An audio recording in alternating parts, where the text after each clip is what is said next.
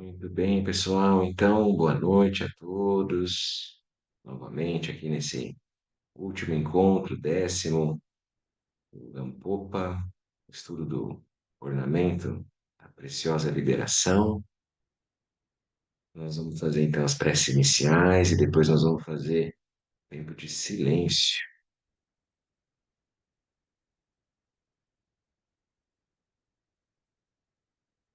que vai ser o capítulo que a gente vai olhar, do Refúgio e Preceitos, e depois de Bodhicitta. A página eu acho que é 92. Que eu vou trazer as peças iniciais para a gente, então.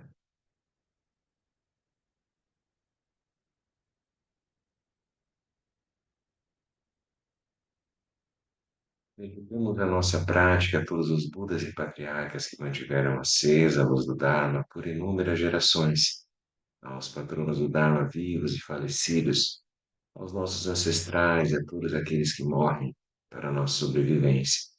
Dedicamos a nossa prática às pessoas vivas e às pessoas falecidas aqui relacionadas, para que, como uma luz que dissipa a escuridão, o alvorecer de Dharmata e das cinco sabedorias se complete, conduzindo-as à liberação das enfermidades, aflições e confusão, e capacitando-as a agir em benefício de todos os seres. Dedicamos a lucidez e a realização de todos os seres em todas as direções e tempos, que todos encontrem a felicidade, as causas da felicidade e superem o sofrimento e as causas do sofrimento.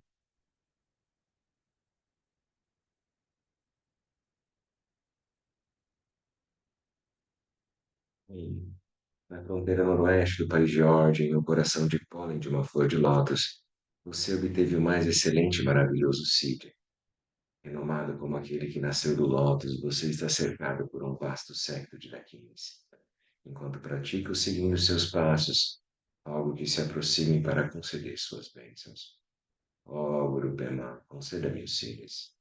Ordain Jin Jansan Pemage Sardun Pula Yazan Chikina Dribni Pemai Jane Jasudra Gordu Kandro Mante Kur Jichi Jesu Dadruchi Jinji Lojir Jigsuzo Guru Pemai Zidi Hor Jin Jin Jansan Pemage Sardun Pula Yazan Chikina Dribni Imagine Jisuda Gurdu Control Begur Chichi Jisuda Truchi Jinji Lochir Jixuzon Guru Bemazidi o Buda no Dharma, na excelente Assembleia da Sangha, até que eu alcance a iluminação, neles eu tomo refúgio.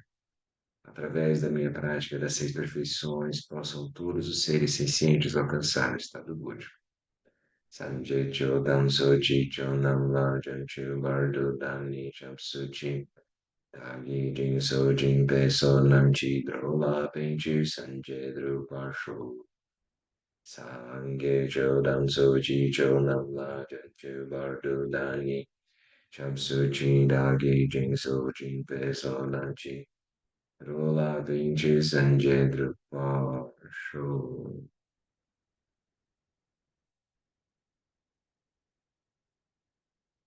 Então, encontre uma posição confortável, seu corpo para sua mente. A gente vai fazer alguns instantes, permanência serena, shamatha, para poder trazer a mente de volta para o momento presente. O som tá bom, né? Tá ouvindo bem. Tranquilo.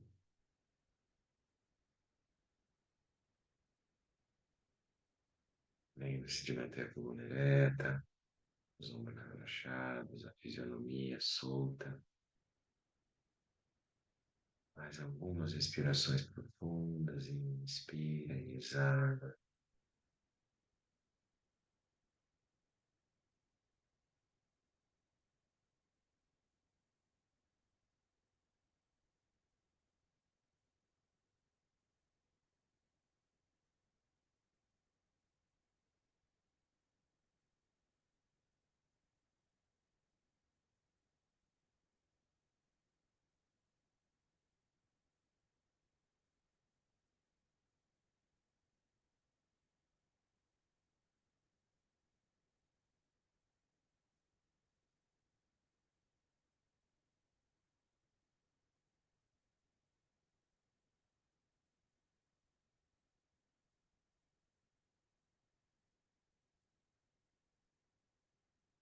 Deixe que a sua consciência permeie todo o espaço do corpo,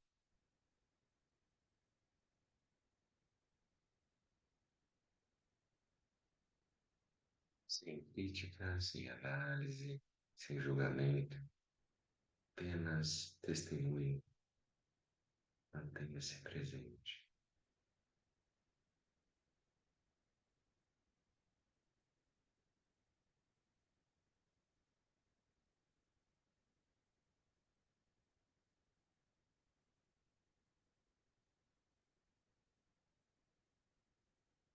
Perceba a quietude,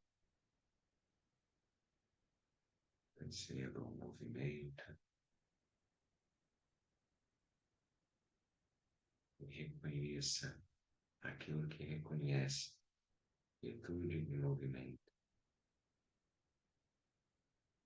Deve-se chamar de consciência.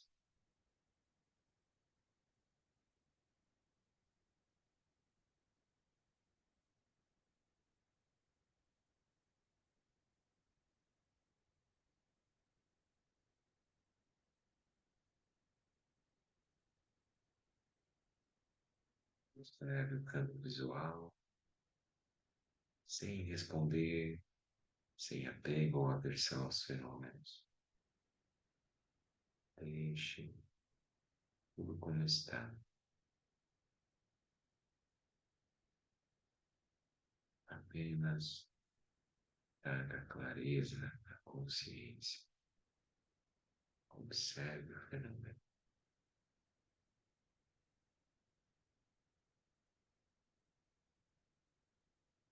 Observe a consciência auditiva, os sons,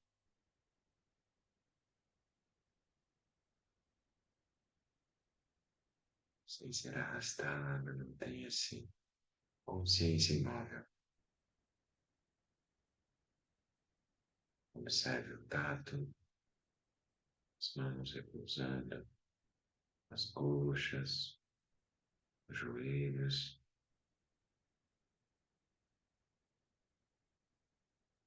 a base repousando no chão, na cadeira.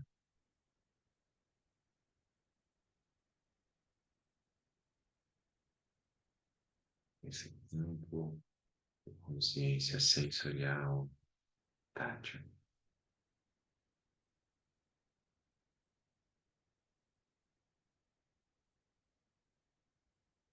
vem para o olfato,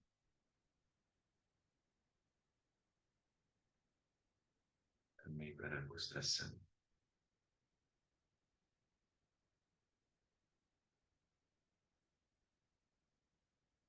Não precisa buscar nada, nada elaborado. É apenas direcionar o foco da sua atenção para esses campos sensoriais, as 5 consciências dos 5 sentidos.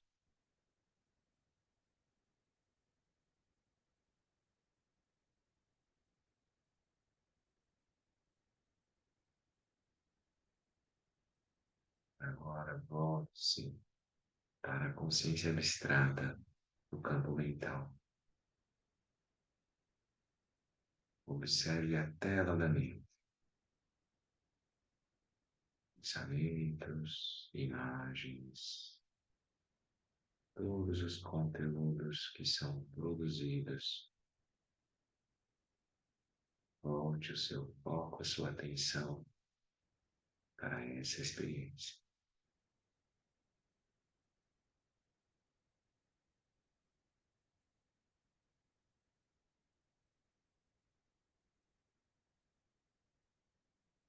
Ou mesmo se a mente não quiser produzir coisa alguma, observe esse aspecto estático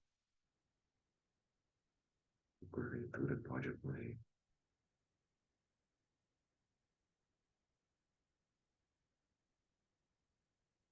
O mais importante é que você observe a gênese, o momento em que surge um pensamento.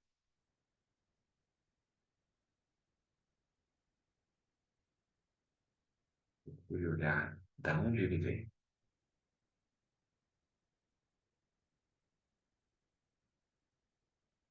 onde ele repousa, onde ele se mantém, para onde ele vai quando ele se dissolve.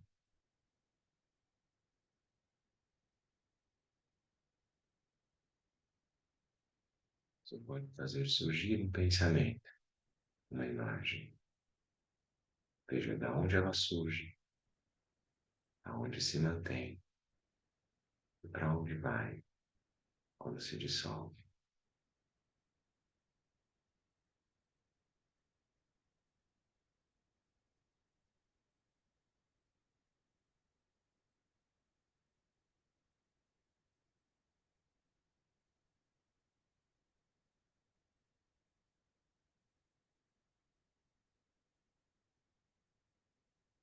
Veja se há algo concreto, se há algo fixo, se tem alguma forma, algo palpável, tangível,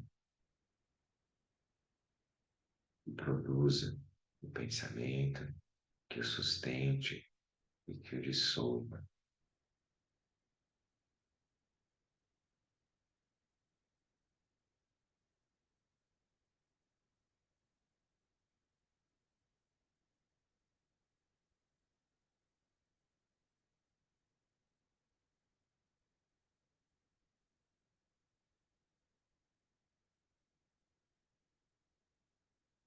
Faça o treino de fazer surgir uma esfera dourada na sua mente.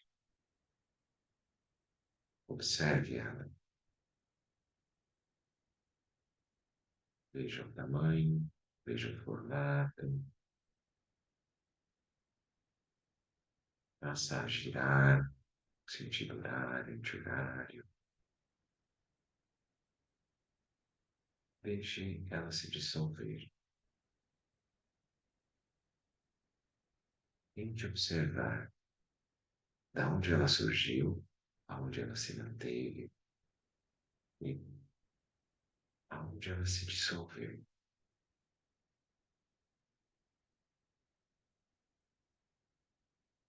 Agora você vai trazer esse mesmo observador que estava olhando aquele objeto e faça ele olhar para si mesmo.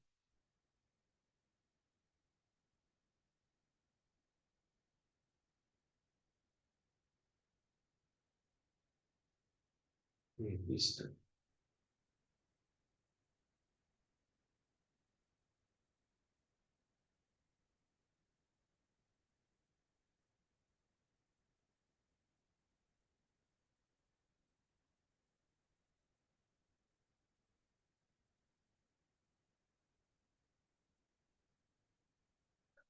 Certo.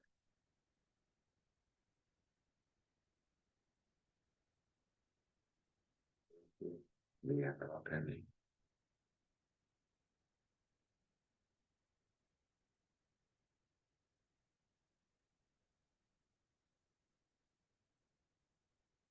Vamos nessa consciência, nesse auto-reconhecimento.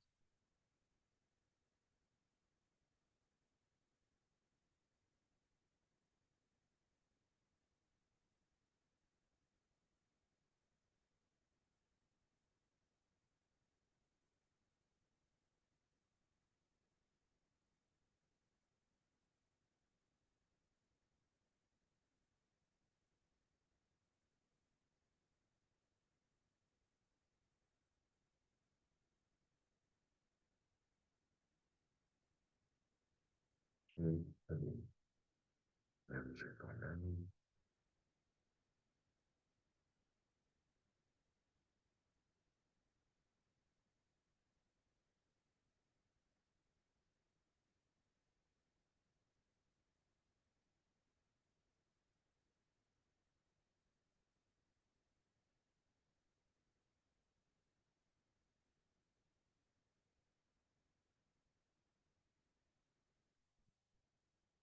Na atividade de meditação, a gente foi procurando aumentar o tempo, né? Passamos aí 10, 5, 10, 15 minutos, conforme foram passando os encontros, né? A gente explorou a motivação, Chama a leitura, foco na respiração, nos longs. A gente fez a chamada pura também. A gente fez aquela conduzida, né, orientada pelo Dojo Rinpoche. Depois a gente também praticou Metta Bhavana, no contexto, né, da bondade amorosa e da compaixão dos últimos capítulos. E aí hoje eu achei que seria bom a gente dar uma experienciada na meditação analítica, que é Vipassana, né? Então tem Shamatha e tem Vipassana. Então a gente olhar para a própria mente. Se a gente consegue fazer um pouco de Shamatha, um pouco de silêncio, a mente fica mais estável para olhar aquilo que é mais sutil, que foi o que a gente foi fazer hoje. Vocês conseguiram acompanhar? Teve algum momento que ficou mais difícil? Já tinham feito esse tipo de prática? Não? O que que vocês acharam? Querem fazer alguma pergunta, comentário? Menos o Léo Borghetti. O outro Léo pode falar. Tá brincando. Todo mundo pode falar.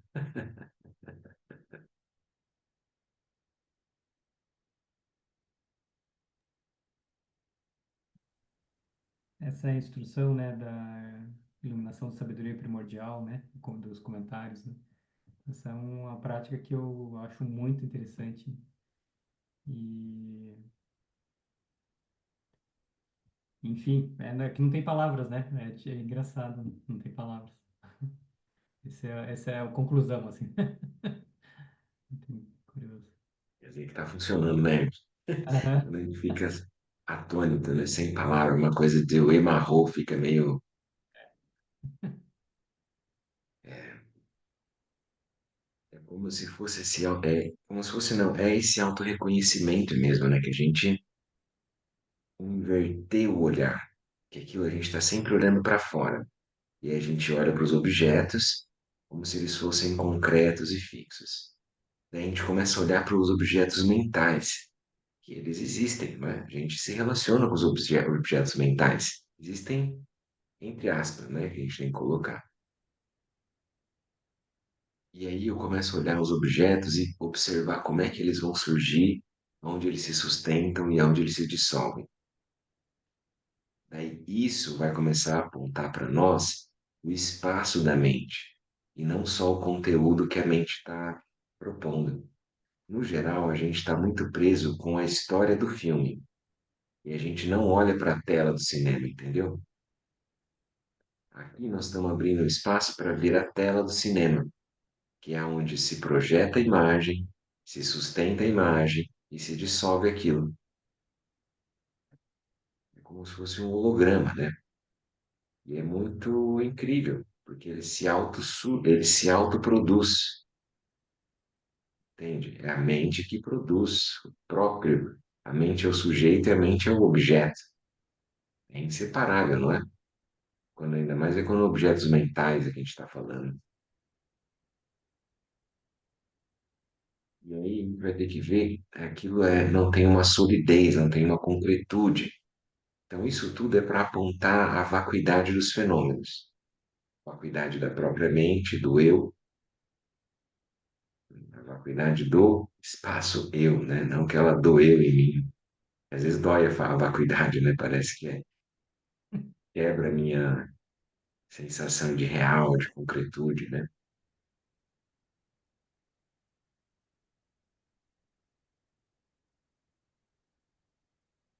E aí a gente, nessa hora que você consegue observar a sua mente e ver ela fazendo surgir bem na hora a gênese do pensamento, ele se sustentando e ele se dissolvendo, você vai começar a ganhar esse espaço de liberdade, que aquilo é uma construção, que você não é aquilo, você não está super identificado como se eu fosse aquele objeto. Vocês entendem isso?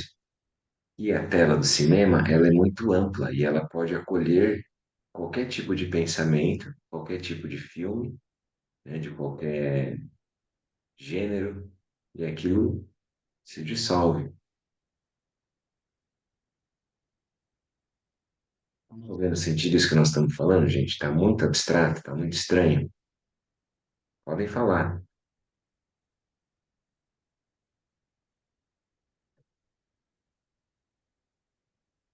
Por que que eu estou falando isso nesse último dia, né? Que a gente vai falar de refúgio e de bodhicitta. Porque o refúgio, ele vai se tornar cada vez mais sutil. Progressivamente, ele vai se tornar mais refinado. A gente vai ter que fazer esse refinamento do refúgio. Como a gente comentou já, né, aqui nos encontros, o refúgio inicial é um refúgio mais grosseiro. A gente vê uma imagem do Buda, né? A gente tem um mestre físico, né? Vamos dizer assim, que tem uma materialidade, ele parece que tem, né? Um substrato ali. E aí, conforme a gente vai sutilizando isso, nós vamos ter que tomar refúgio na nossa verdadeira natureza, a natureza da mente. E aonde que eu vou achar a natureza da mente? Onde que vai estar o Buda, se não na minha própria mente? Ou a gente vai achar o Buda fora da mente? Dá para entender isso? Como é que vai ter que sutilizar o nosso refúgio? E aí é com a meditação que eu vou encontrar aquele espaço inabalável em que eu posso me refugiar em meio a qualquer situação, independente da tempestade, independente onde eu posso, é um refúgio, é um porto seguro, que é inabalável, uma inabalabilidade, entendeu? Não tem como mexer naquilo, além de nascimento e morte. Isso é o refúgio que a gente vai ter que encontrar. Quando a gente fala, ó, toma refúgio no Buda, no Dharma e na Sangha. Então, o que que é o Buda? É essa natureza livre, não é verdade? Que vai ser encontrada na nossa mente. É a natureza desperta. E depois, o Dharma é tudo que for apontar para ela, a gente vai chamar de Dharma. E a Sangha é tudo, todos que estiverem tentando olhar junto, né? Caminhando junto. O refúgio final é esse espaço livre, porque o refúgio transitório, o Dharma escritural das palavras que a gente vai ler, ele é provisório. Vocês vão ler lá no Gampopa, no capítulo 8. Então, o refúgio do Dharma e da Sangha, eles são provisórios. Vocês entendem também isso? Isso daí não é final. Não há um Dharma final. Mas o estado búdico, ele não nasce e não morre. Ele está sempre presente. A natureza primordial. Nossa verdadeira natureza. Então, esse é o verdadeiro refúgio. Esse é o refúgio absoluto. O resto vai se dissolver. É aquela coisa do barco, né? Atravessou para outra margem e abandona o barco.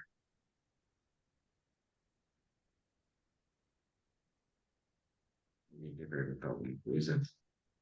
Então, tá dando um cadeamento no raciocínio?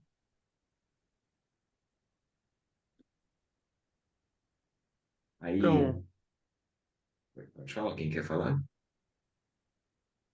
quem não Vai podia. lá, Leozão.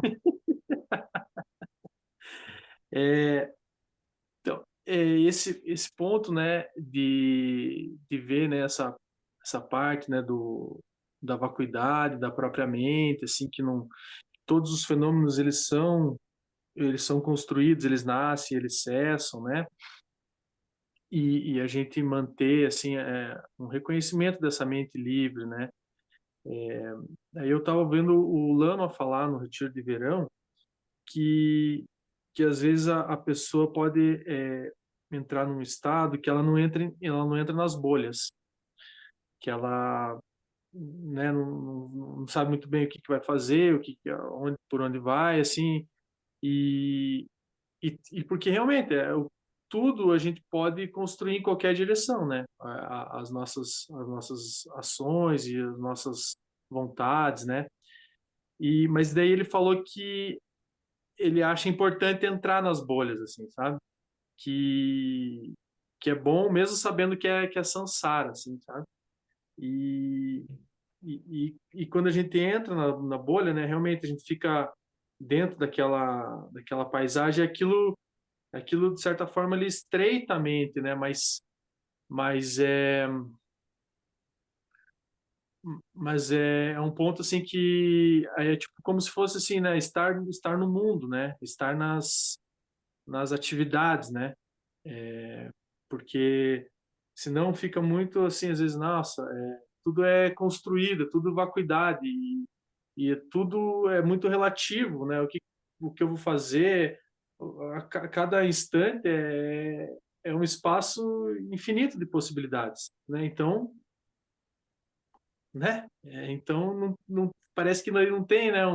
Um certo, um errado, um melhor, um pior do que vai fazer, assim, porque é como se fosse tudo muito relativo, né? Eu sei que tem a questão do karma, né? Tudo, mas às vezes esse ponto dessa amplidão, né? Ela deixa a coisa muito aberto, né? Muito muito aberto, assim, as possibilidades, né? É, em termos de prática, quando a gente estiver olhando a nossa própria mente, a gente deve ver que é ela que propõe as histórias, que é ela que produz as bolhas, e que não tem nenhum problema a bolha quando eu reconheço que ela é vazia e luminosa, que a vacuidade ela não tira o efeito luminoso das bolhas. Vocês entendem? Assim que a bolha ela funciona porque ela tem uma energia, ela tem uma carga afetiva, emocional que eu imputo ali.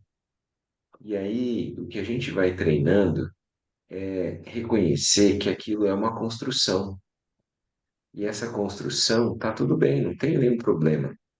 E a gente pode construir, pode participar das bolhas. A gente não precisa estourar bolhas, né? Não é esse o caso. Mas é iluminar elas.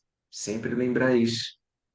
Iluminar a bolha é reconhecer o aspecto que ela não é fixa, final, que ela é um surgimento, como um pensamento.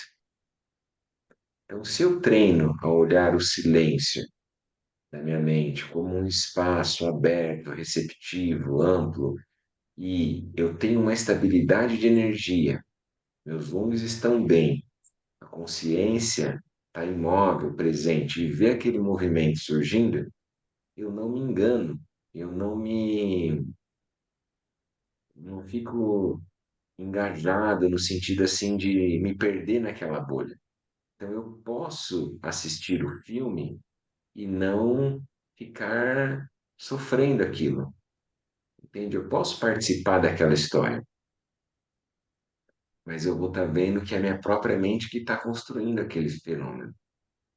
Se eu achar, então eu vou perceber que parece que chega uma hora que eu reifico aquilo existe em si, por si, aí é o meu sofrimento, porque daí parece que eu estou separado da realidade. Aí isso é a vidya, isso é a dualidade. E aí vem o sofrimento, porque dessa separação, desse espaço, é que brotam todas as emoções perturbadoras, as emoções aflitivas, os clashes, né? E aí a gente começa isso a surfar no samsara. Então a gente pode participar da realidade convencional sem nenhum problema. O que nós estamos tentando fazer agora é clarear ela, iluminar. Não é explodir, dinamitar, dissecar no sentido de negar, né? Rejeitar o fenômeno. Não estamos cortando nada. É ao contrário, nós estamos evocando que aquilo surja e eu vou colocar luz. O que é colocar luz? É ter consciência. O que é ter consciência? Estar atento, estar presente. Eu não me perco da minha própria consciência. A consciência não se perde de si mesma. Entende? Então é isso que é o nosso treino, da gente iluminar. Que daí a gente fala assim, ó, então, refúgio bodhicitta, eu posso atingir a iluminação para o benefício de todos os seres. O que é iluminação? Iluminação é um estado de mente, é alguma coisa particular que só quando eu estiver na Índia, no Nepal, putz, que pena, perdi a chance de estar com o Buda naquela época, 2.500 anos, que pouco mérito. Agora só o próximo, Maitreya, vamos ter que, ó, suar a camisa para ter mérito para chegar lá. Como é que eu vou fazer? Daí, então, tem que ver o que que é iluminação. É pôr luz, é trazer clareza, consciência para os fenômenos. Até reconhecer os fenômenos vistos como externos, uma expressão daquilo que eu chamo de mente interna. Não há uma separação. E aí eu vou falar todos os seres também. Quando eu falo todos os seres, o que que é isso que eu digo? Então a gente tem que começar a olhar de forma assim, dando a real mesmo. Como é que eu vou incluir todos os seres? É porque todos os seres são expressões também na minha mente, né? E aí eu tenho que lembrar também, quando eu falo de refúgio, é assim, ó, como que eu vou tomar refúgio em alguma coisa abstrata? Vocês entendem isso também? Por exemplo, na hora que eu estou no aperto, não é nada abstrato, vai ter que ser tipo assim, o que que eu vou fazer nessa hora? Entende? A hora do aperto é assim, ó. Pensa um momento que você achou que você fosse morrer, acidente de carro. Pensa no momento, em, sei lá, em que você perdeu o amor da sua vida, a pessoa se separou de você. Pense na hora que você perdeu o emprego. Pensa qualquer hora que te tirou o chão, o momento que te tirou o chão. Nesse momento, você vai buscar o seu refúgio. E ainda ser um refúgio sincero, franco, honesto, com você mesmo. Tipo, onde que eu vou me segurar? Aonde eu coloco a minha mente para suportar passar por aquilo que chacoalhou todos os meus vínculos energéticos que eu me construía. Deu para entender? Então, isso é o refúgio. Às vezes eu me refugio no Netflix, me refugio, ah, sei lá, na comida, me refugio com os amigos, que preciso ligar para alguém, falar com alguém. A gente vai achando nosso refúgio. Eu me refugio em tomar um banho gelado, que é a coisa dar uma equilibrada, pôr o pé na grama. Eles vão achando vários tipos de refúgio. Até que eu vou ter que achar um refúgio que ele está além dos fatores flutuantes do samsara. É isso. Ele não fica oscilando conforme a situação. Entende? Porque senão eu fico muito vulnerável. Eu fico dependente daquilo. Eu não tenho autonomia. Então, eu vou ter que encontrar na minha energia um equilíbrio, encontrar esse espaço da mente que a gente estava treinando aqui, que vai ser o meu refúgio. Esse é o refúgio final derradeiro. E aí é o começo, meio e fim da prática. Então, por exemplo, eu não tomo refúgio no Buda, no Dharma, e na Sangha, nas três joias, só para aliviar meu sofrimento. Também não tomo refúgio só para aliviar o sofrimento dos outros. É porque eu quero chegar na raiz, no cerne, na base desse movimento, disso tudo que eu chamo vida. O que está por trás disso tudo que está se manifestando na minha frente? E aí vai vir os preceitos também. Por que que a gente precisa de preceitos? Porque a gente precisa ter uma estabilidade para poder falar disso que é muito sutil. Se eu estiver oscilando no sansarão, gerando sofrimento, confusão, conflito para mim e para os outros, vai ser muito difícil de eu ter uma estabilidade na minha energia e uma acurácia na minha mente para ver cada vez mais profundo isso que nós fizemos. A gente fez aqui 10 minutos, a gente tem que fazer meia hora, uma hora para olhar a mente mesmo. E sim, aí vai acabar mergulhando em retiro, né? Então, os cinco preceitos é bem importante lembrar, que é a base, né, para o budismo. Seja você monge, leigo, laico, não importa. Então é o Pancasila. A gente vai lembrar: não matar, não roubar, não praticar sexo impróprio, não mentir, né? Não usar a fala de uma maneira negativa e não se intoxicar. Lembra que o se intoxicar é para tudo, né? Não é só drogas ilícitas. Psicotrópicos também, eu posso estar me intoxicando. Uma leitura, posso estar me intoxicando. Um programa de TV, um noticiário, eu estou me intoxicando, estou ingerindo coisas que deixam a minha mente mais obnubilada, vamos dizer assim. Minha mente ela está mais torporosa. Se eu estou querendo clareza da mente, como é que eu vou escolher substâncias que deixem a minha mente com menos clareza, com menos com foco aguçado? Eu quero que a mente fique clara, né? Então, basicamente é isso, né? Não matar nos muitos sentidos, como a gente comentou. É tudo isso, se eu praticar esses 5 votos, isso faz parte do refúgio, faz parte, são os preceitos do budismo, né? Porque a gente sabe que daí eu vou conseguir sentar e meditar com mais tranquilidade. Como a gente comentou, eu removi as causas do sofrimento no meu entorno. Então eu vou tirando todas as lenhas da fogueira e não jogar mais combustível. Aí ficou mais fácil para a gente poder olhar o cultivo da bodhicitta. E a bodhicitta lembra sempre, gente, que é Chitta é mente, Bodhi é iluminação, é a mente da iluminação, o espírito do despertar. O que que motivou o Buda, o Siddhartha Gautama, a olhar com clareza e abrir a mente? Então, isso é o espírito do despertar, é que você fica imbuído, igual a gente falou, o espírito natalino, você fica mais amoroso, você abraça quem você não abraça geralmente, dá presente para quem você não daria, você fica numa outra vibe. Daí agora a gente está procurando o espírito do despertar, essa é a intenção iluminada dos Budas, que é isso que nós vamos tomar refúgio no nosso espaço da mente livre, e aí é o que vai ser manifesto, é a bodhicitta, vai ser a base para o nosso caminho, né? Tá fazendo sentido isso que nós estamos falando? Tá dando para acompanhar um raciocínio? A gente vai ter que olhar depois isso como uma paisagem, não só como um pensamento, né? Uma questão cognitiva, mas que venha com uma experiência nossa. E a bodhicitta, ela é compreensão também, gente. Ela não é só, como a gente comentou, uma questão de amorosidade, de bondade amorosa, de compaixão. Porque bodhicitta, vamos trazer aqui agora, ter clareza, né? Bodhicitta da aspiração, bodhicitta da ação. A bodhicitta relativa, a bodhicitta absoluta.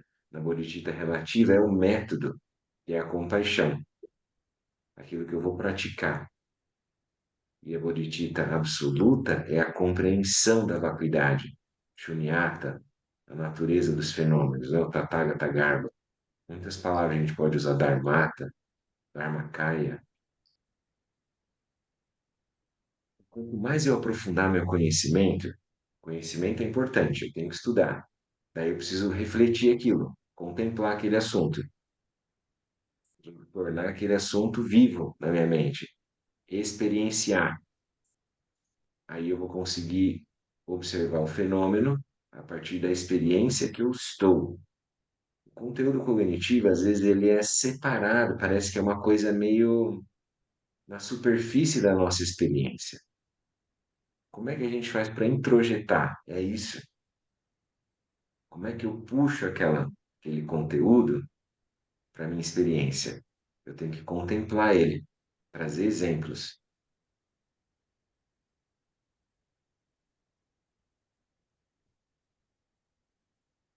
Muito bem.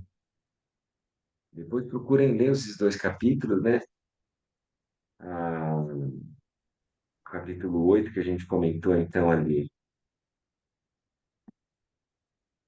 do refúgio e os preceitos, ele vai falar principalmente, né, da família Mahayana.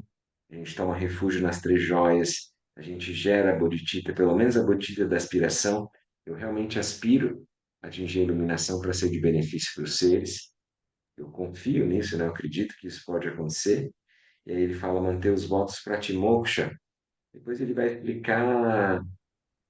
Isso não é que é tão importante assim, né? Ele vai falar lá da tipo de pratimoksha, né? Que ele vai falar de bhikshu, que seriam os monges, né? Ele vai falar que são monges mais noviços, são monges mais veteranos, ou se eles são o Pássaka, né? E o Pássika, que são os leigos, né? Homem ou mulher.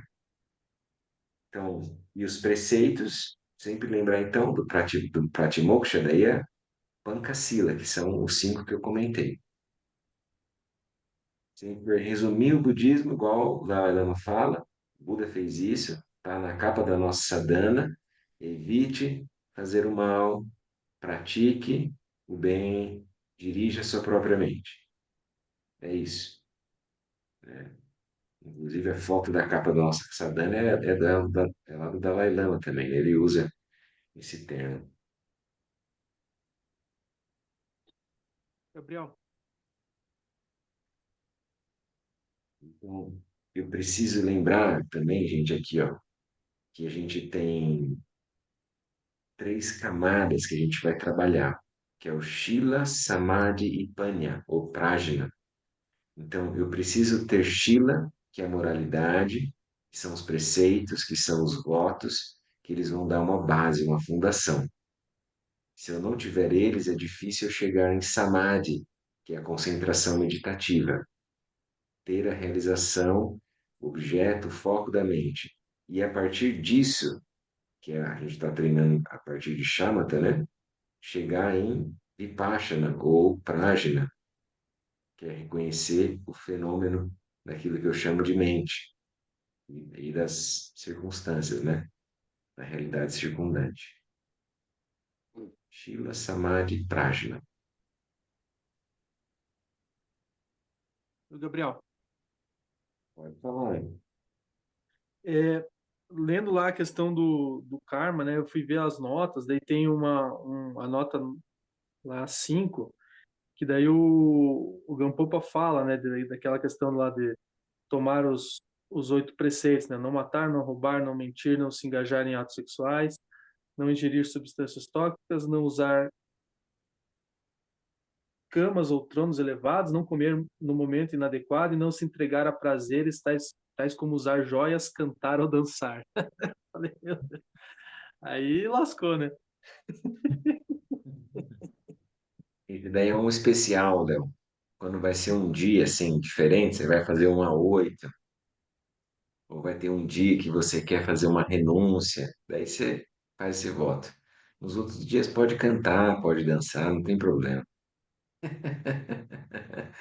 Não pode matar, esse daí não pode, não tem jeito, né?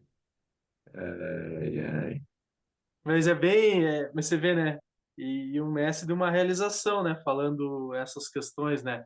Que daí, tipo, é como se isso daí fosse uma coisa que nem você vê, tem as danças da paz, tem uma coisa que é outra questão, né? Eu acho que aqui talvez ele está querendo dizer uma coisa mais.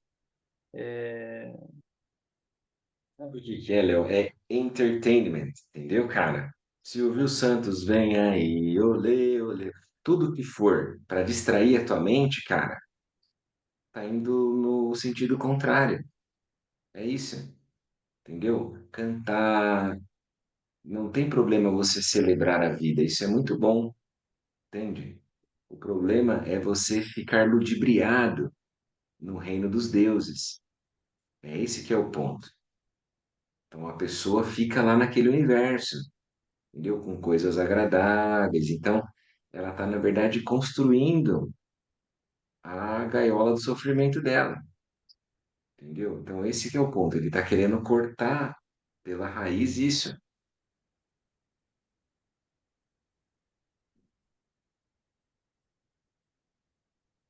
Lá no começo, o Tempo, né, que faz a tradução do tibetano para o inglês,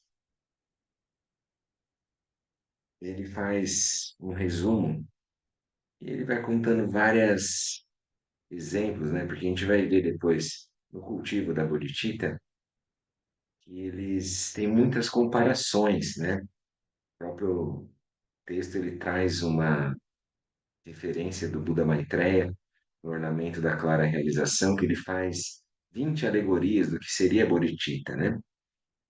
Ele vai mostrando que como que é a bodhicitta através de exemplos. Eu vou ler esse trechinho aqui, que é uma parte curta, aqui no livro é página 51. Agora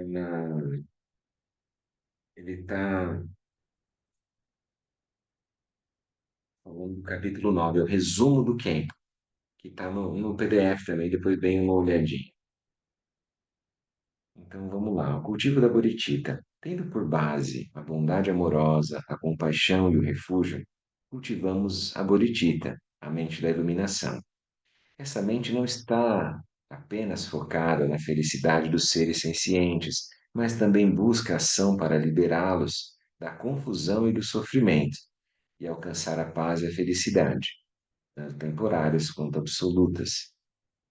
Então, lembra, a gente está buscando a felicidade dos seres, mas não é só isso. A gente vai buscar uma ação e que consiga tirar eles do sofrimento de uma maneira mais, vamos dizer assim, embasada, que eles saiam da confusão. Isso é mais importante do que a felicidade temporária ali, né? Isso é o meio hábil que a gente está buscando. A bodhicitta é a mente universal, estendendo-se como espaço ilimitado. Ela é chamada de bodhicitta, a mente preciosa. Essa é a espinha dorsal do budismo. Sem bodhicitta, o estado búdico não é possível, não importa o esforço aplicado neste ou naquele método ou caminho espiritual. Tais esforços seriam como uma semente apodrecida, da qual não podemos esperar nenhum fruto. A bodhicitta é uma luz tão forte que pode dissipar a escuridão da ignorância e da confusão, como nenhuma outra luz conseguiria. Sabe aquela imagem do farol que tem na ilha ou na costa, né? E aí consegue iluminar para onde que o barco vai? Então aí o barco toma refúgio naquele farol. Então é como se a nossa mente particular, a nossa mente construída, o Vijnana, consciência dual, ela toma refúgio nessa luz de Bodhicitta. É uma coisa palpável, concreta, assim, é isso que é. Como a gente para tudo, e ao invés de a gente brigar com as pessoas, a gente só respira, observa lá o abdômen, a gente está tomando refúgio. Vocês entenderam? Eu tomo refúgio na minha respiração. E não tomo refúgio na raiva, na confusão, no conflito, no ódio e na briga com o outro. É onde eu apoio a minha mente para agir. A bodhicitta é um machado tão potente que pode cortar a raiz do samsara, que nenhum machado comum é capaz de fazer. Ele vai dando vários exemplos assim, então é bem bonito a gente poder olhar, né?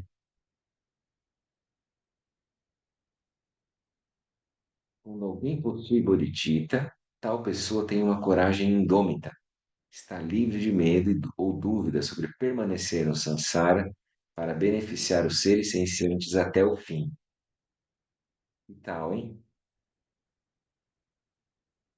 Quando alguém possui bodhicitta, não surge o pensamento de cuidar apenas de si mesmo, não há, nem há interesse na própria paz.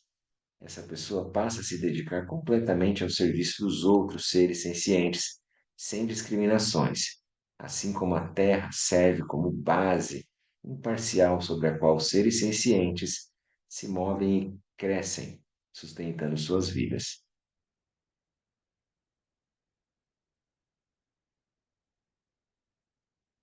Muito bem.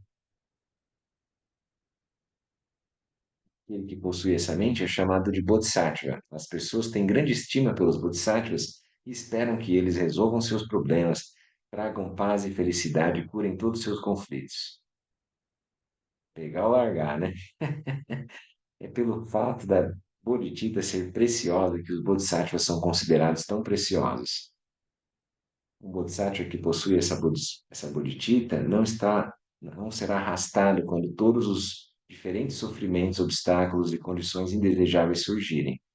Pelo contrário, ele terá métodos muito poderosos e os utilizará continuamente para treinar sua mente, bem como para purificar e fortalecer sua prática. Assim, não importa o que se manifeste na vida de um Bodhisattva, tudo se transforma em um modo específico de prática, relembrando da impermanência do sofrimento do samsara e do progresso da bodhicitta. Desta forma, eles não têm que fazer um esforço especial para gerar paz e felicidade. A bodhicitta vai vindo mais natural, né? Não precisa ser um esforço. Muito bem, pessoal. Quem ainda não dormiu, gostaria de fazer alguma colocação? Eu acho interessante quando a gente começa a entrar nesse nível de ensinamento, ele coloca aqui, né? Nem há interesse na própria paz, né? Tipo, essa pegadinha, a gente entra pela paz, mas depois, né? Nem isso mais a gente procura. Além dela, né, Igor? É isso mesmo. A gente não tem receio de ficar na muvuca tentando ajudar os seres. Mas a motivação de entrar no caminho, às vezes é essa, né? De encontrar paz, né? E às vezes é o chamariz que faz a gente entrar no caminho. Mas isso vai se É perdendo. autêntico também, né? Tudo bem, é perfeito, tá ótimo. É melhor que a pessoa busque a paz do que busque a guerra, o sofrimento, gerar mais confusão, conflito para os outros. Mas em um certo momento ela vai ter que sair de dentro do casulo, né? Que ela está buscando. Um casulo dourado, perfumado, yogi, né? É isso mesmo, a gente vai ter que ir além.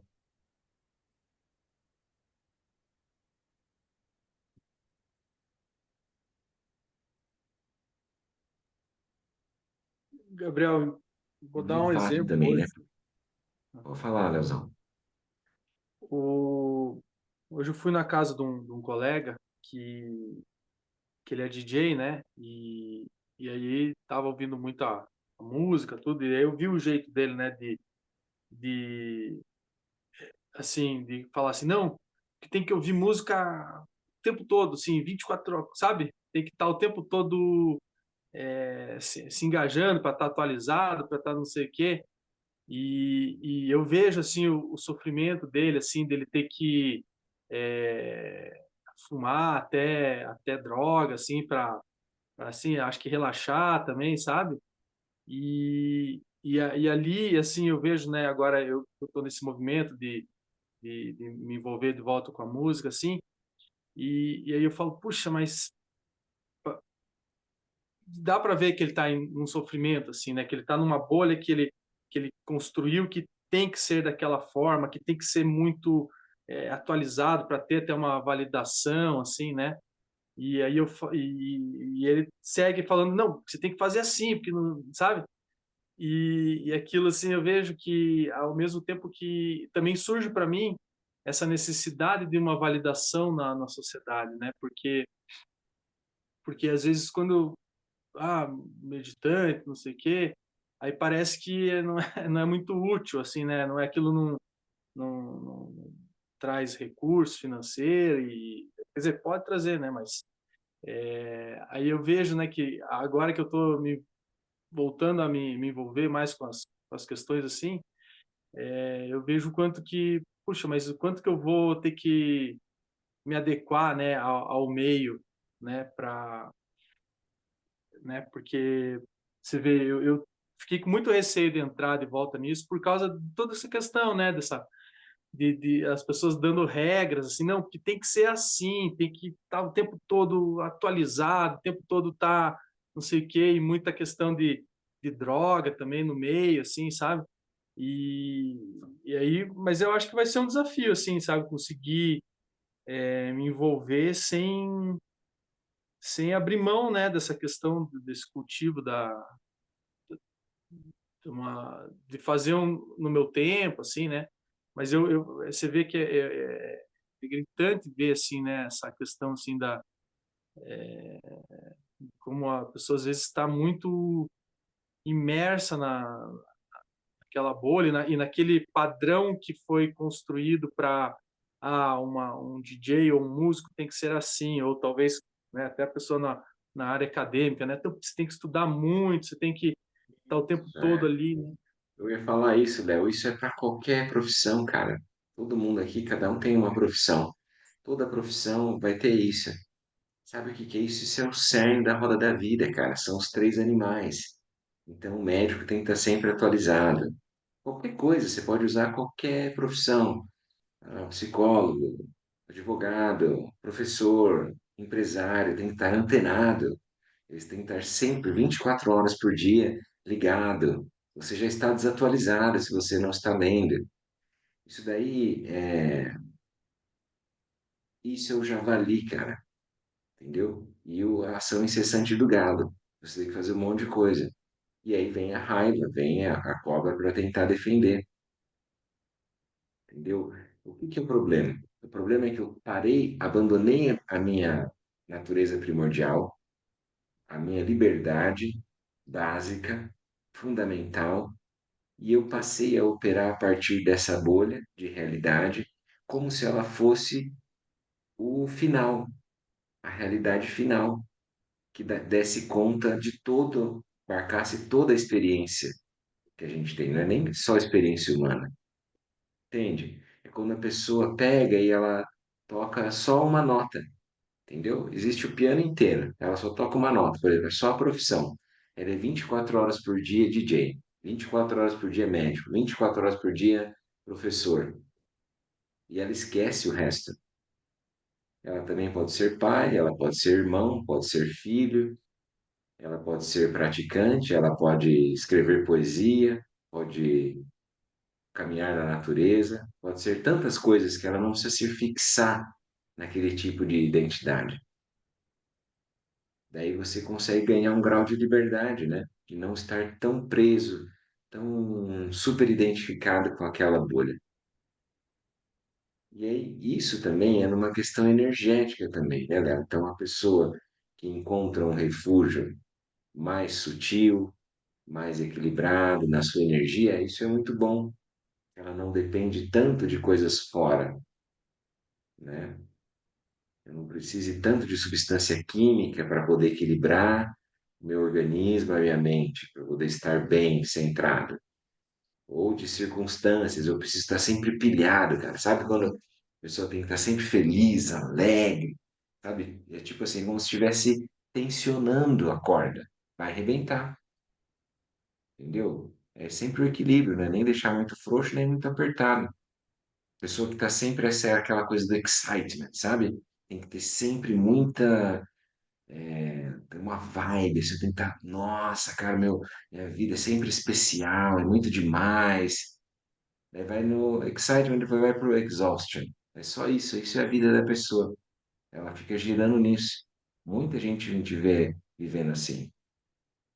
Aí eu preciso tomar não sei quantos expresso, quantos energéticos, quanta boleta, sei lá o que for, e aí depois tem que tomar alguma coisa para eu dormir, senão eu não consigo dormir. Entendeu?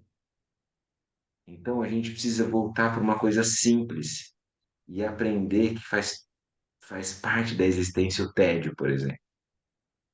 Entendeu? Não tem nenhum problema, não tem que estar cheio de fotos no Insta e estar bombando e ser o cara e tá tudo legal, minha vida é sempre ótima, sabe? Isso é uma loucura, cara, da nossa realidade, do mundo atual, vamos dizer assim.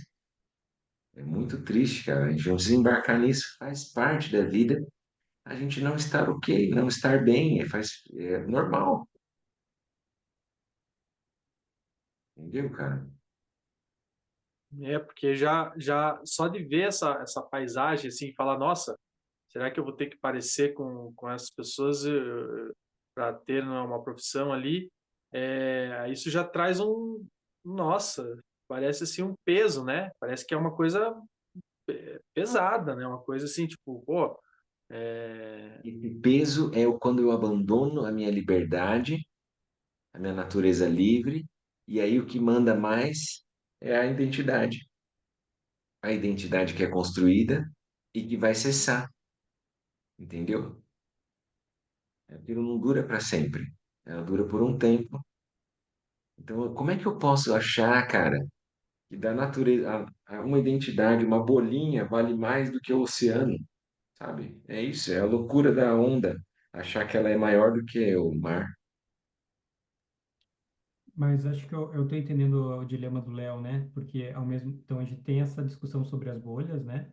Mas eu achei legal essa tua analogia de tocar o piano, né? A pessoa que toca só uma nota. Mas aí eu posso cair também no lugar onde eu não toco nenhuma nota, né? Então eu entendo que aquilo não leva a nada, então eu cesso a atividade, né? Cesso as coisas, porque elas não levam a nada, mas eu não estou livre, né? Acho que isso que o Lama talvez tenha querido dizer, né? Sobre esse risco, né? Existe eu já conheci algumas pessoas assim, tem os jovens, né? Eles chamam de nem, né? Tipo, nem estuda nem trabalha, né? Você tem esse termo assim. E também é um risco, né? Porque é como se fosse assim uma negação completa da vida, né? Uma negação completa de Isso, tudo, porque vê que aquilo isso, não é. leva a nada. E isso também é ruim, né? Porque às vezes para a pessoa entender o silêncio, às vezes ela precisa do contraste da nota, né?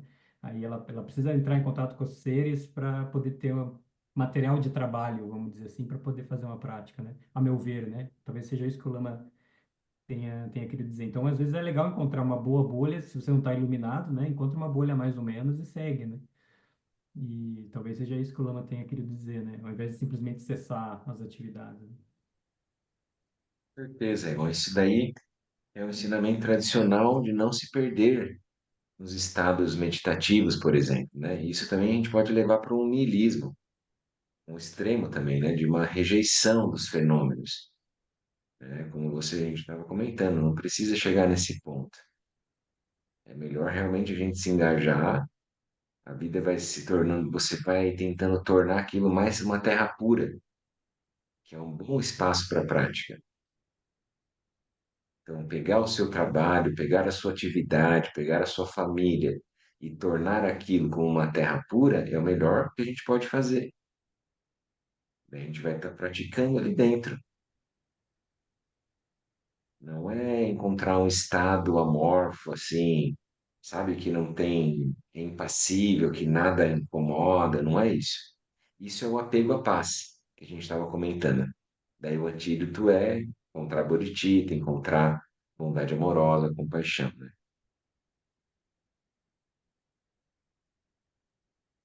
Eu acho que, ó, da nossa experiência aqui, né, nesses 10 encontros a gente conversou, a causa primária, a natureza búdica, para a gente ter clareza que aquilo é possível, é o que nós somos verdadeiramente, se a gente não vai entrar na questão do potencial cortado, a gente tem uma boa base de trabalho que é a vida humana e ela é preciosa, a gente encontrou o Dharma, a gente tem saúde, a gente tem uma cognição, né?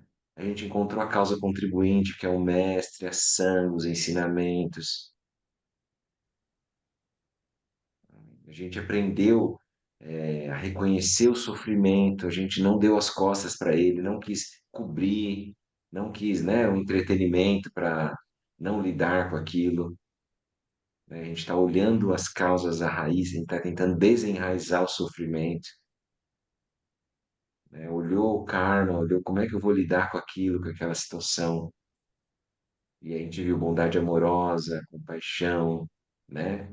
Os antídotos que a gente pode usar para evitar, né? E sempre ver que as coisas são impermanentes, estão sempre mudando.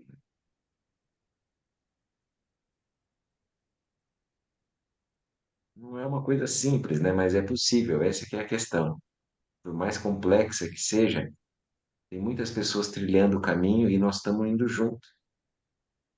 Eu acho que esse poder da sanga vai apoiando a gente. Não ter um desespero, uma pressa, uma coisa assim, né?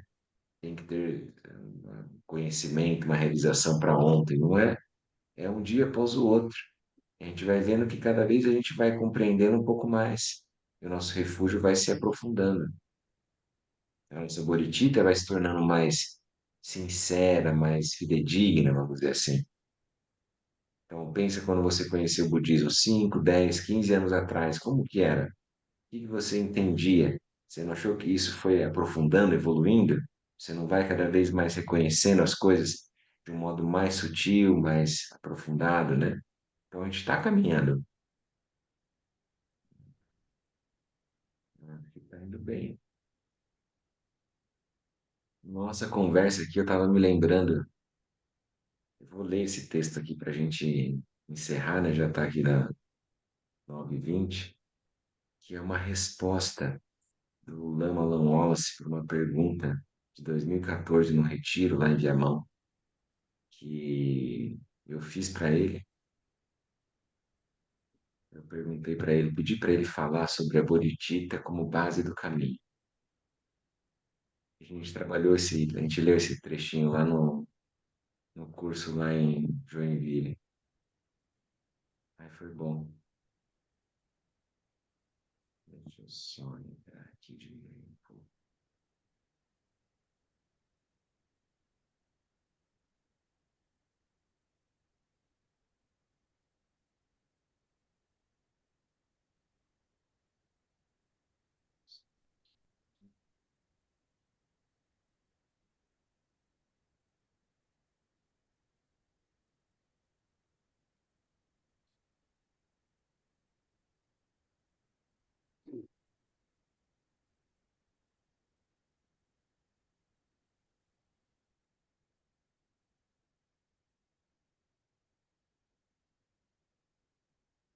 Eu vou ler aqui para vocês, depois eu compartilho lá no grupo.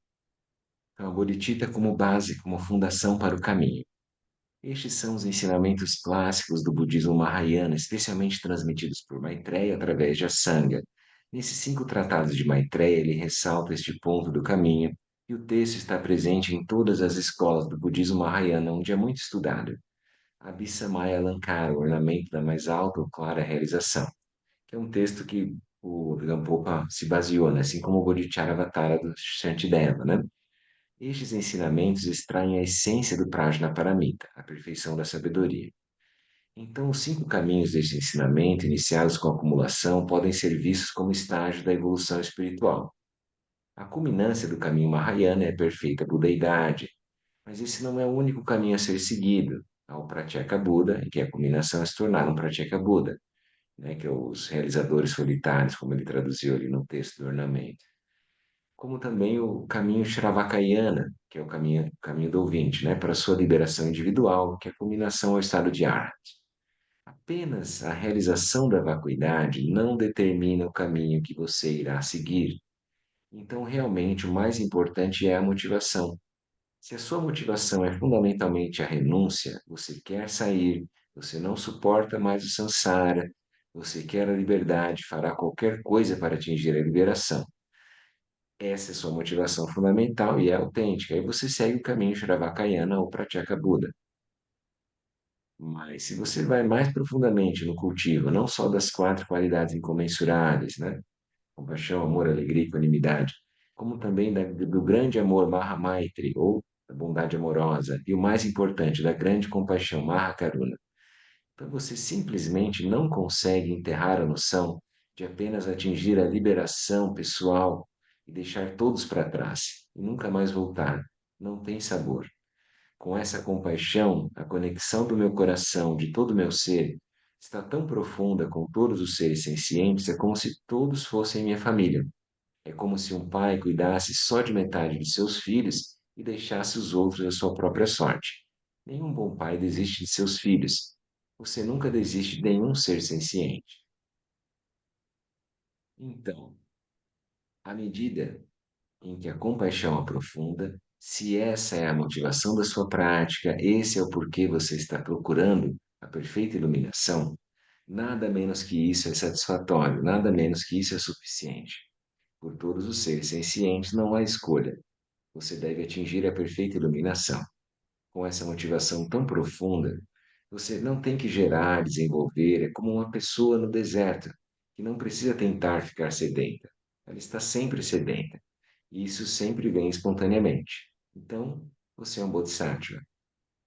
Então, quando esse grau de compaixão é atingido, você entra no caminho Mahayana. Então, essa bodhicitta é chamada semelhante à terra, é a base para o restante do caminho que vem pela frente. Então, quando você entra no caminho do Bodhisattva, é possível que você volte atrás para buscar o caminho da própria liberação? Nesse estágio de entrada, sim, é possível. É possível que você encontre alguma pessoa ou situação que você fique tão magoado, como por exemplo o racismo, que vemos no mundo. Se as pessoas podem ter tais atitudes apenas pela cor da pele, pelo formato dos olhos, então não aguento mais. Isso é sem esperança. Sinto muito, é muito para mim. Você pode desistir vendo tamanha maldade ou atingir minha própria liberação. Mas se você continua no caminho para o estágio intermediário do Mahayana e nesse ponto, com a motivação de Bodhicitta, você realmente aplica o Vipassana a si mesmo, por exemplo, especificamente as quatro aplicações da atenção plena, que a gente encontra lá no Satipatthana, fundação do Vipassana para todas as escolas. Aplicando-se a isso e através de sua prática, você tem um insight experiencial sobre a vacuidade de um eu independente, autônomo. Então você sabe disso realmente, tem um insight sobre isso. Então sua bodhicitta é selada pelo insight de Vipassana. Então sua bodhicitta se torna irreversível. Não importa o que as pessoas façam, o que quer que seja, racismo, abuso infantil, genocídio, serial killer, o que quer que as pessoas façam, elas não são más em essência. É apenas pratitya samuppada, que é a originação dependente, né? Interdependência. Sob essas condições, então o mal surge devido às aflições mentais. E você sente mais compaixão por eles. Você não pode desistir, você sabe que não é possível desistir dos seres sencientes. Agora essa é chamada de bodhicitta semelhante ao ouro, porque com o ouro você queima, derrete, martela, faz o que quiser e ainda é ouro. Você agora tem uma fundação irreversível. Agora você é um bodhisattva irreversível. Quando eu li sobre isso, disse: ok, é isso que eu devo encontrar. A bodhicitta irreversível. Então, é a bodhicitta selada com sabedoria. É irreversível. Muito bem. Então, essa resposta é bem intensa, assim, né? Bem ilustrativa para nós aí, do que a gente estava comentando, né?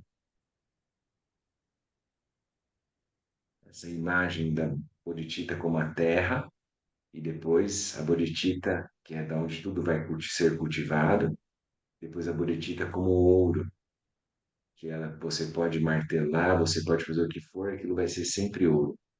Então, se a gente conseguir, como a gente já comentou, nessa vida, tornar a bodhicitta irreversível, tipo, não tem mais volta. Então, a vida já se tornou significativa. A gente não abandona os seres, entendeu? A gente não vai mais atrás da nossa paz pessoal, a gente não vai mais atrás, assim, da nossa realização. Tipo assim, eu abandono tudo, adeus mundo cruel e eu vou encontrar minha liberação. Tipo assim, não tem mais como fazer isso. Perde o sabor, perde isso, o interesse, como se isso empalidecesse. A gente vai aspirar a encontrar os seres, faz parte da nossa existência. Nós não somos separados, não somos ilhas, né? Nós somos uma teia, um tecido, uma, é um conjunto, né? Todos nós estamos interconectados, né? Bom, pessoal, obrigado, foi muito bom a gente poder conversar, estar junto esses dias todos. Para mim, de coração mesmo, sou muito grato. A gente sempre recebe muito mais do que pode oferecer.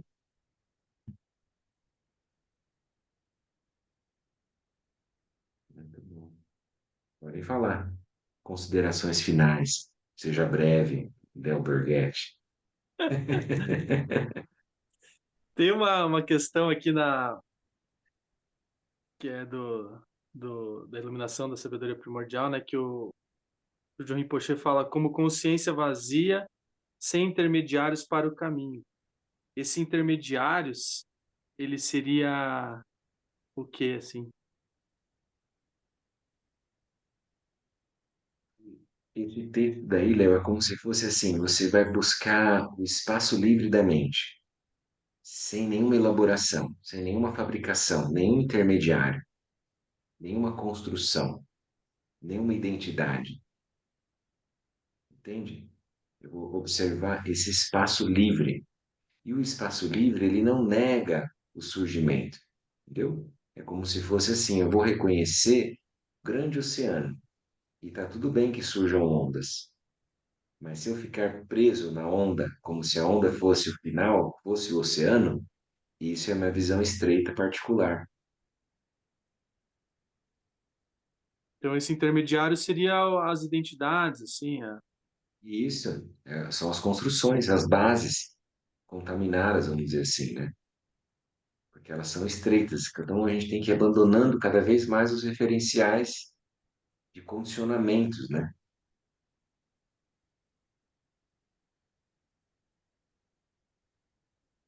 obrigado.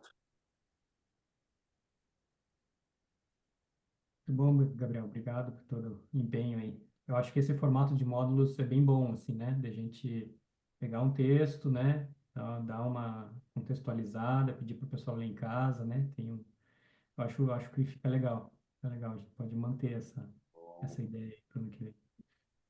Valeu, Igor. Vamos fazer isso sim. A gente pegar, né? Isso é o ideal.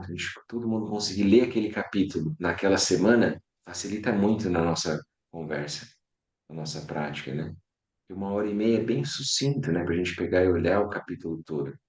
Mas a gente vai acabar destacando alguns trechos para poder acompanhar, né? Mas muito bom, vamos seguir sim.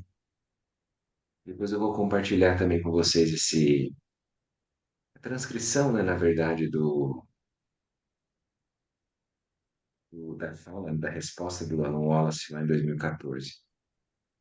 Aqui tem algumas falas aqui no chat. Obrigado, Priscila, eu que agradeço a presença. Muito maravilhoso esse texto, essa percepção de como evoluímos, de como mudamos a visão do mundo sem nem perceber esses detalhes profundos. Bem isso, como há 10 anos achava louca a vacuidade, as bolhas, não entendia nada. A gente é engraçado, né? Acho que eu fiquei uns 10 anos para falar com a minha mãe o que que era vacuidade. Ela me perguntava uma vez por ano.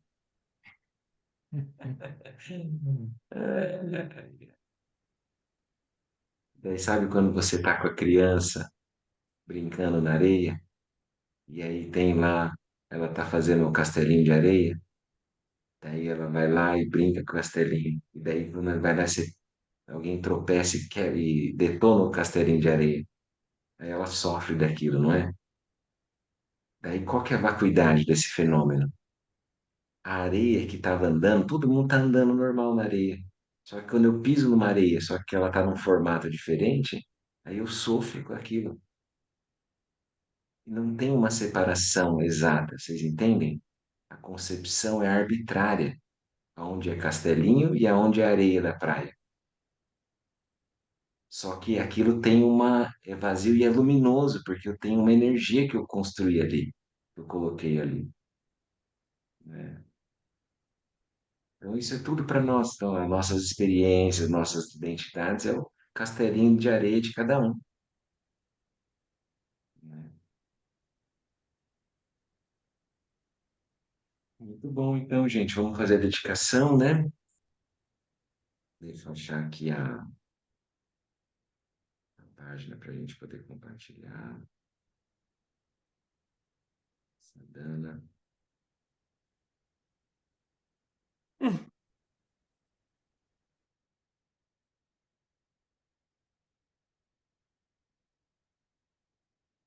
Depois, né, no próximo módulo, a gente faz então esse aprofundamento do Gampopa, a segunda parte. A gente viu a base aqui, né? Daí dá para a gente clarificar esses temas da vacuidade, especialmente, né? Que vão ser as 6 perfeições, né? A gente vai olhar o caminho, os 10 gumes também. Para mim também vai ser muito bom. Acho que vai ser legal a gente pegar isso para o próximo semestre. Se estivermos todos aqui, né? Fazemos essa aspiração, seguir praticando o Buda Dharma, ter a realização um ajudando o outro. Os méritos desse encontro se expandam e toquem a todos, que o Mestre Universal da Paz e da Compaixão, Sua Santidade Dalai Lama, juntamente com todos os mestres de todas as tradições que veiculam essa mensagem, tenham longa vida. Que todos estejam a salvo de gerar pensamentos negativos, obstáculo mais destrutivo. Que estes pensamentos nunca surjam em nossa mente, que todos os seres também estejam livres de pensamentos negativos. Ao longo de minhas muitas vidas e até este momento, todas as virtudes que eu tenho alcançado, inclusive os méritos gerados por esta prática, e todas as que vier a conseguir, ofereço para o bem-estar dos seres sencientes. Possam a doença, a guerra, a fome e o sofrimento diminuir para todos os seres, enquanto sua sabedoria e compaixão aumentam nesta e em vidas futuras. Posso eu claramente perceber todas as experiências como sendo tão insubstanciais, quanto o tecido do sonho durante a noite imediatamente despertar, para perceber a manifestação de sabedoria pura no surgir de cada fenômeno. Posso eu rapidamente alcançar a iluminação para trabalhar, sem cessar pela liberação de todos os seres, Budas e Bodhisattvas em conjunto. Seja qual for sua motivação, sua ação benéfica e preces auspiciosas, seja qual for sua onisciência, realizações e poderes benévolos, e seja qual for a sua imensa sabedoria, eu igualmente venho para beneficiar os seres, rogo para que possam alcançar as mesmas qualidades. Neste exato momento, possam nem mesmo os nomes doença, fome, guerra e sofrimento ser ouvidos pelas pessoas e nações da terra, mas possam sim sua conduta moral, mérito, riqueza e prosperidade crescer, e possam a suprema bem-aventurança e bem-estar sempre surgir para elas.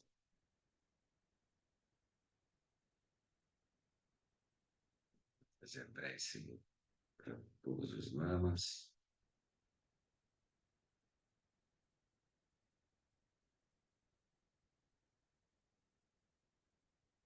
Os ensinamentos do Senhor Buda, a única fonte de felicidade e benefício, possam continuar neste mundo por muito tempo.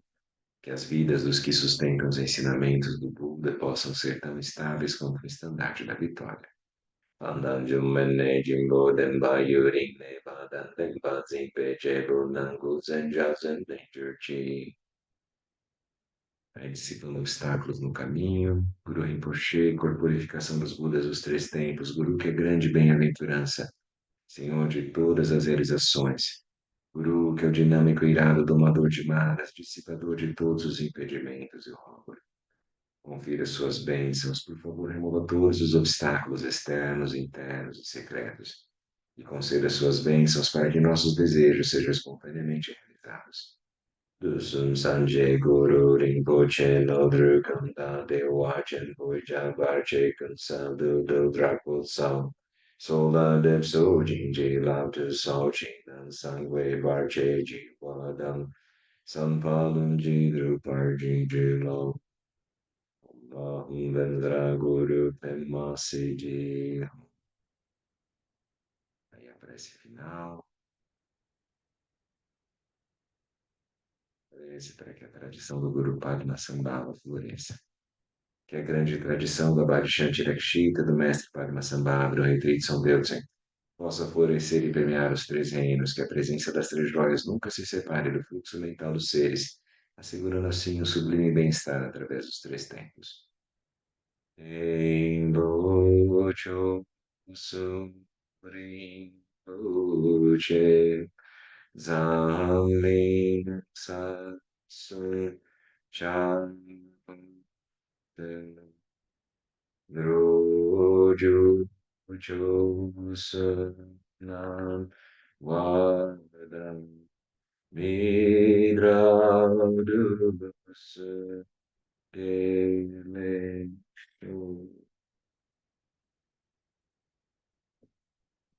Muito obrigado, pessoal. Valeu.